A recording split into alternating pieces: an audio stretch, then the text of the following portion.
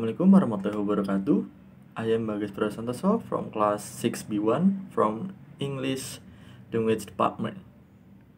Oke. Sekarang kita akan menjelaskan cerita tentang Hop Frog. Oke. Aku tidak pernah mengenal orang yang begitu senang terhadap lelucon seperti sang raja. Tampaknya beliau hidup hanya untuk mendengar lelucon. Cara tercepat untuk mengambil hatinya adalah dengan melawak atau menuturkan lelucon dengan baik dan benar. Karena itu pula, ketujuh menteri yang berada di bawah kepemimpinannya dikenal sebagai para pelawak ulung. Penampilan mereka hampir sama dengan sang raja yang bertubuh gemuk, besar, dengan kulit berminyak, diikuti oleh selera humor yang unik. Namun, aku tidak yakin apakah orang gemuk karena terlalu banyak melawak atau memang pelawak gemuk cenderung lebih lucu. Hanya ada satu hal yang pasti, pelawak bertubuh krempeng cenderung dianggap sebagai rara avis interis, atau bisa disebut dengan kesalahan. Sang raja juga tak pernah merasa keberatan bila ada pelawak yang berimprovisasi dengan mengantarkan lelucon, sesuatu yang dianggapnya sebagai hantu lawakan. Justru sebaliknya, sang raja sangat mengagumi lelucon yang memiliki daya tafsir luas, dan tak jarang membiarkan para pelawak berlarut-larut dalam menyampaikan lelucon mereka demi mendengar bagian akhirnya. Meski lelucon yang condong terlalu sopan justru membuat cepat bosan, karena itu, sang raja lebih senang membaca cerita karya Rabelais yang berjudul Gargantua ketimbang Zadig karya Voltaire. Secara keseluruhan, sang raja lebih menghargai lelucon yang praktis daripada yang berbelit. Di saat aku menceritakan ini, para pelawak masih punya pamor yang cukup besar dalam lingkungan kerajaan. Selain itu, masih ada sejumlah wilayah dalam kerajaan tersebut yang pemerintah daerahnya menggaji beberapa orang pelawak dan mengharuskan mereka untuk mengenakan motley, kostum yang mulai dikenakan oleh para pelawak kerajaan pada masa kejayaan Ratu Elizabeth yang ke-1, lengkap dengan topi dan lonceng. Para pelawak tersebut juga diharapkan untuk selalu siap melontarkan lelucon yang cerdas di hadapan siapa saja. Raja kami pun masih menggaji pelawak favoritnya, tak lain karena ia butuh seseorang yang bisa menghibur hatinya manakala ia dan ketujuh menterinya sibuk memikirkan urusan kerajaan yang merepotkan serta tak jarang memusingkan. Hanya saja, pelawak favoritnya itu ternyata lebih dari sekedar pelawak. Di mata sang raja, bentuk fisiknya yang kontet serta kondisinya yang cacat justru punya nilai tersendiri. Di masa itu, orang kontet sama berharganya dengan para pelawak, dan banyak sekali para petinggi kerajaan yang merasa kurang terhibur tanpa kehadiran keduanya.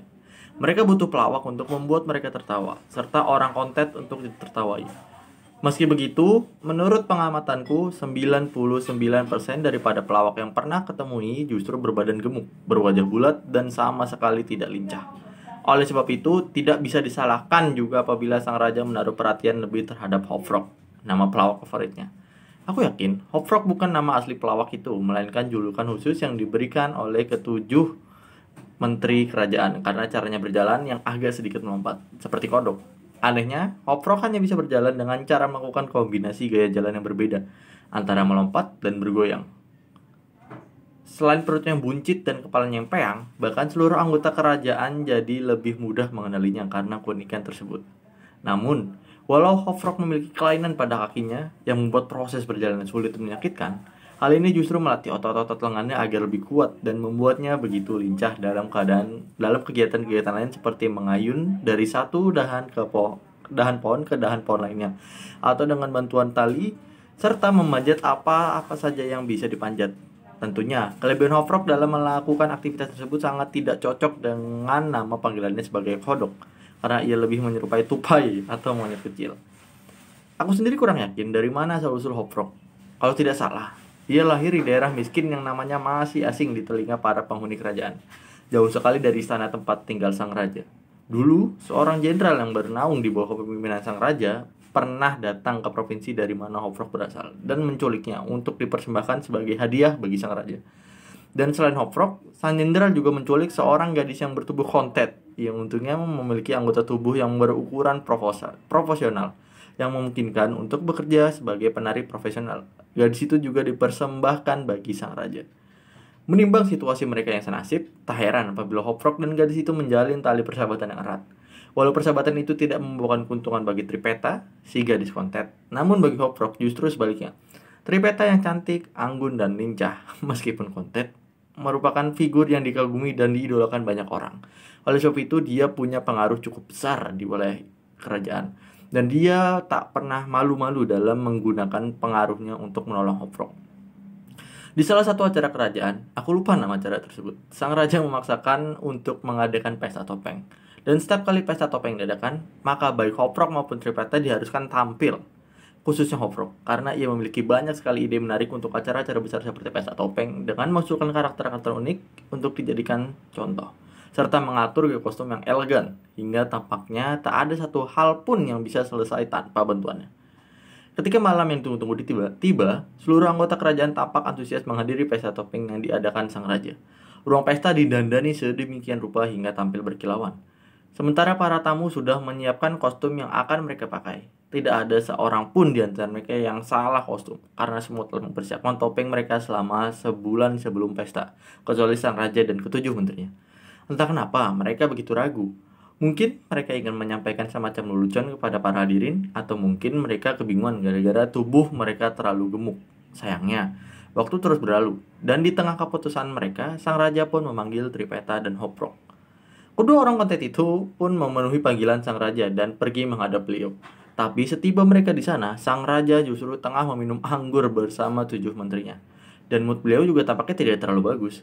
Meski ia tahu Hopfrog tidak suka minum anggur karena ia peminum yang cepat mabuk, sang raja tetap menyuguhkan minum tersebut. Lebih parahnya lagi, sang raja memaksa Hopfrog untuk meminum anggur sungguhannya, seraya berkata, supaya kau selalu senang. Kemarilah Hopfrog, ujar sang raja saat si pelawak dan kawan wanitanya tiba di dalam ruangan. Minum anggur ini untuk menyulangi kesehatan teman-temanmu. Di sini Hopfrog mendesah sedih. Dan semoga kami dapat menggunakan ide-idemu malam ini. Kami ingin karakter unik yang luar biasa untuk kami jadikan topeng. Kami tidak mau disamakan dengan para tamu lain. Ayo, minum. Anggur ini akan membuat lawakanmu semakin lucu. Seperti biasa, Hopfrog berusaha untuk membalas ajakan sang raja dengan lelucon. Tapi kali ini ia tak kuasa menahan diri untuk mengambil gelas anggur dari tangan sang raja.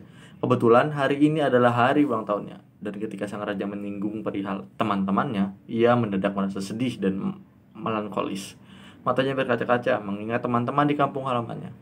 Tetes air matanya jatuh satu persatu dalam gelas anggur. Hahaha. Gema tawa sang raja terdengar menggelegar sementara Hopfrog berusaha menghabiskan anggurnya. Coba lihat manfaat segelas anggur ini. Nah, matamu sudah berkilauan kan? Kasihan sekali pelawak itu. Sinar matanya bukan berkilauan, justru malah semakin tumpul karena efek anggur pada otaknya bekerja sangat cepat, bahkan bisa dibilang instan. Ketika Hopfrog meletakkan gelas anggurnya di atas meja, seraya melempar tatapan aneh ke sekeliling ruangan. Semua orang di dalam ruangan itu, terkecuali Trippetta, menertawainya, seolah mengakui kemahiran sang raja dalam menyusun lelucon. Mari kembali ke permasalahan kita, kata si Perdana Menteri, seorang pria yang sangat gemuk. Ya, balas sang raja. Bantulah kami semua, butuh karakter unik. Hahaha. Tawa sang raja kembali menggema, diikuti oleh tawa ketujuh menterinya. Hopfrog juga tertawa, meski tidak terlalu keras. Ayo, kata sang raja, tak sabar. Mana idemu? Saya sedang mencoba memikirkan sesuatu yang luar biasa, Pak. Balas Hopfrog asal-asalan, karena ia sudah mabuk. Ayo mencoba, teriak sang raja lantang. Apa maksudmu dengan mencoba?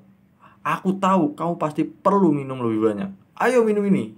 Dengan itu, sang raja pun menuangkan segelas penuh anggur sebelum menawarkannya kepada Hopfrog yang kontan menatap bisu seraya menarik napas panjang. Ayo minum, perintah monster ningrat tersebut. Atau kau akan... Hopfrog ragu. Wajah sang raja berubah keunguan memandam amarah. Para menteri mengerutkan dahi. Trippetta yang wajahnya kian memucat segera menghampiri sang raja dan jatuh berlutut, memohon agar temannya diampuni. Melihat ini, sang raja pun menatap si gadis kontet dengan takjub. Beliau terkesima akan kelancangan Trippetta hingga ia tidak tahu harus berkata apa, atau bagaimana ia menyampaikan keberatannya atas perilaku gadis kontet itu. Pada akhirnya, tanpa berkata-kata, sang raja mendorong Trippetta agar menjauh sebelum menumpahkan isi gelas ke atas wajah gadis kontet itu. Trippetta berusaha bangkit, berdiri tanpa mengeluarkan desahan sekecil apapun. Sebelum akhirnya, ia kembali ke posisi semula di kaki meja. Selama setengah menit, setelah itu suasana ruangan seakan terbungkus oleh kesunyian, di mana suara jatuhnya selembar daun atau bulu angsa ke atas lantai bukan tidak mungkin terdengar lantang. Tapi, kemudian yang terdengar justru suara gesekan yang kasar dan memekakan telinga, yang datang seolah dari setiap sudut ruangan. Su, suara apa yang kau buat barusan? Tuntut sang raja kepada Hopfrog. Si pelawak yang kini sudah mulai sadar dari mabuknya tampak terkejut mendengar tuduhan sang raja. Saya? Mana mungkin? Suara itu sepertinya datang dari luar, kata salah satu menteri. Mungkin ada seekor burung beo di jendela. Seekor burung beo tapi di jendela yang sedang menggesek paruhnya pada jeruji sarangnya. Betul juga, balas sang raja, mendadak lega. Tapi aku berani bersumpah, suara tadi terdengar seperti gesekan gigi orang konten sial ini. Sekonyong-konyong Hopfrog tertawa. Raja menetapkan bahwa seorang pelawak tidak boleh keberatan jika diledek atau disinggung, dan menunjukkan sederetan gigi besar, namun buruk rupa. Lebih dari itu, ia juga mengatakan bahwa ia bersedia apabila diminta untuk meminum anggur sebanyak apapun oleh sang raja. Mendengar hal ini, sang raja mondar-mandir setelah menggak gelas anggur. Hopfrog pun segera menuangkan idenya untuk pesta topeng yang akan berlangsung. Saya tidak tahu bagaimana saya mendapatkan ide ini, kata Hopfrog dengan nada tenang, seakan ia belum pernah merasakan anggur seumur hidupnya. Tapi setelah Baginda mendorong gadis kontennya itu dan menumpahkan anggur di wajahnya, tepat setelah Baginda melakukan perbuatan tersebut dan ketika terdengar suara burung beo di luar jendela, saya jadi terpikir sesuatu. Ini salah satu lelucon dari provinsi saya, sangat digemari oleh rakyat yang menghadiri pesta topeng kami. Tapi di pesta Baginda, tentunya ide ini termasuk baru. Sayangnya, aksi ini memerlukan 8 orang untuk... Loh, kamu sudah lengkap? Teriak sang raja, yang tertawa lepas saat menyadari kebenaran komentarnya sendiri. Ada 8 orang, pas, aku dan para menteriku. Ayo, permainan apa yang dalam benakmu? Kami menanamkan 8 orang hutan, ujar si pelawak. Dan permainan ini sungguh luar biasa seru jika diperagakan dengan benar. Kami akan memperagakannya, kata sang raja sambil menegakkan tubuh dan merendahkan kelopak matanya. Keindahan permainan ini adalah, lanjut Hopfrog, para wanita akan ketakutan. Mantap, seru sang raja bersama ketujuh menterinya.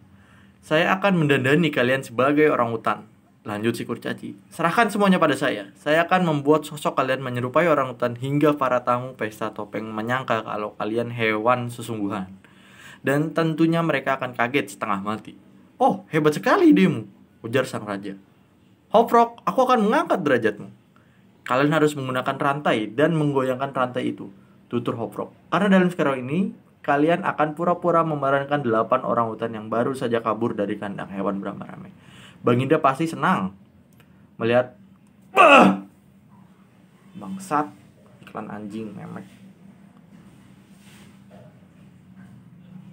Kalian harus menggunakan rantai dan menggoyangkan rantai itu, tutur Hopfrog. Karena dalam skenario ini, kalian akan berpura-pura memerankan 8 orang hutan yang baru saja kabur dari kandang hewan beramai-ramai. Baginda pasti senang melihat reaksi para tamu saat 8 orang hutan yang kalian perankan, yang dianggap sungguhan oleh mereka, mendadak masuk dalam ruangan pesta saraya mengeluarkan teriakan buas Baginda. Takkan kecewa. Perlengkapan yang digunakan Hopfrog untuk mendandani sang raja dan ketujuh menteri sebagai orang hutan sangat sederhana, namun efektif untuk menghadirkan kesan yang diinginkan. Terlebih karena makhluk ini jarang sekali ditemukan di belahan dunia barat, dan interpretasi Hopfrog terhadap kera besar itu justru menyerupai monster buruk rupa.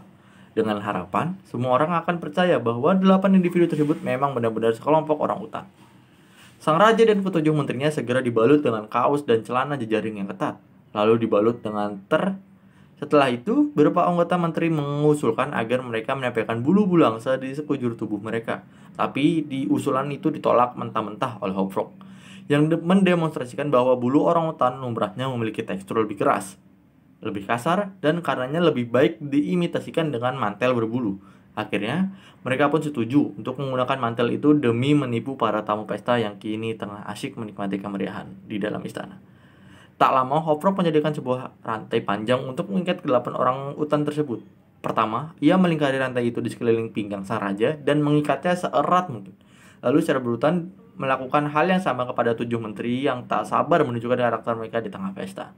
Begitu tubuh mereka telah diikat rantai, Hopfrog mengusulkan agar 8 orang hutan itu berdiri agak berjauhan, agar satu dengan orang lainnya dan membentuk lingkaran.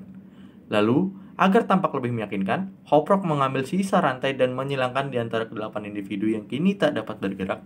Metode ini juga diaplikasikan oleh para pemburu yang biasa menangkap simpanse atau kera besar lainnya di Pulau Borneo. Ruang besar tempat pesta diadakan berbentuk lingkaran dengan langit-langit menjulang tinggi. Ruangan ini memiliki satu jendela di langit-langit, dari mana sinarnya matahari terpancar jelas di siang dan sore hari. Di malam hari, ruangan tersebut diterangkan oleh cahaya lampu gantung, yang bisa menghasilkan beragam efek sesuai dengan posisi di bawah langit-langit ruangan. Biasanya, lampu itu diseimbangkan agar kemilauan cahayanya terbias keluar jendela. Pengaturan ruangan telah diserahkan kepada Tripeta, yang justru mengandalkan penilaian Hoprok dalam hal ini. Hoprok usul agar ia memindahkan lampu gantung itu dari dalam ruangan khusus untuk acara pesta tersebut. Alasannya, lampu gantung yang cahayanya berasal dari susunan lilin bukan tak mungkin malah mengganggu jalannya pesta. Bagaimana kalau tetesan lilin berjatuhan di atas kepalamu dan menodai kostum mereka yang mahal? Malam itu, udara berembus hangat, maka sulit bagi siapapun untuk mencegah bencana tersebut, apalagi mengingat bentuk ruangan yang melingkar, di mana semua orang yang berada dalamnya tak akan lepas dari naungan lampu gantung langit-langit. Kedelapan orang utan menunggu sampai tengah malam sebelum memutuskan untuk menunjukkan diri kepada para tamu pesta. Ini adalah usulan Hoprok yang mengatakan bahwa tentunya kehadiran mereka akan jauh lebih memuaskan apabila semua tamu pasti telah datang. Namun, karena tak sabar, begitu jam dinding menunjukkan pukul 12 malam, 8 orang itu terburu-buru berlari keluar dari ruangan tempat mereka bersembunyi semalaman menuju ruangan pesta. Karena terikat rantai, maka langkah mereka pun tersendat, dan saat tiba dalam ruangan pesta, mereka jatuh terpuruk bersama-sama. Para tamu terhenyak melihat kedatangan 8 orang itu, dan mendadak hati sang raja pun dipenuhi kegelian tak terhingga. Seperti dugaan Hoprok, para tamu benar-benar menyangka 8 individu yang terpuruk di lantai ruangan itu adalah makhluk liar nan ganas. Banyak wanita yang pingsan karena takut, dan kalau sang raja tidak memerintahkan para prajurit untuk menyita semua senjata dari dalam ruangan tersebut, tentunya sekarang mereka sudah bermandikan darah. Sesuai perkiraan,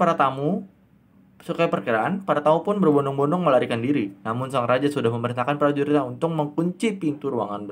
Begitu ia dan para menteri telah tiba di dalam. Mengikuti usul Hoprok, sang raja pun menitipkan kunci ruangan kepadanya. Sementara seisi ruangan panik dan masing-masing tamu hanya memperlihatkan keselamatannya sendiri.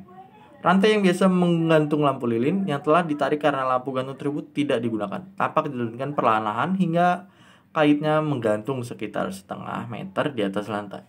Tak lama kemudian, sang raja dan ketujuh menterinya berputar-putar di dalam ruangan hingga akhirnya terpojok di tengah-tengah. Dan karenanya berada dalam wilayah mata rantai lampu gantung, sementara mereka berada dalam posisi tersebut, Hoprok yang terus mengikuti langkah mereka menyarankan agar kedepannya orang utan tersebut terus bergerak dan berpegangan pada rantai yang mengikat mereka, serta memasukkan tangan ke dalam celah rantai yang sengaja disisakan Hoprok dengan maksud tertentu. Dan gesit, orang utan itu menyangkutkan kait rantai lampu gantung ke salah satu mata rantai yang mengikat sekelompok orang utan.